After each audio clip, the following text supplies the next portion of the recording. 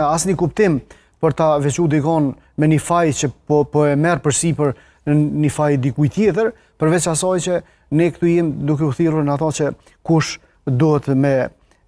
është pika e parë e përmirësimit kësaj gjendjeje. Pika e parë është menaxhmenti. Menaxhmenti duhet të jetë i vëmendshëm, duhet të ndryshojë strukturën vetë stafit për cilën ai ka detyrime dhe përgjegjësi.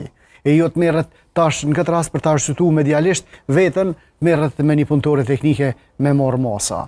Dhe sigurisht se i detyron menaxhmenti, i detyron tani viktimat, infermierët me shku me i bë presion pacientit, me i thonë hiqe atë intervistë ose foto nëse gjithë ato, për shkak se ata janë të shtym nga mjeku kujdestar, nga shefi i reportit apo edhe pjesa tjetër e menaxhmentit në drejtori, përgjithshme ato.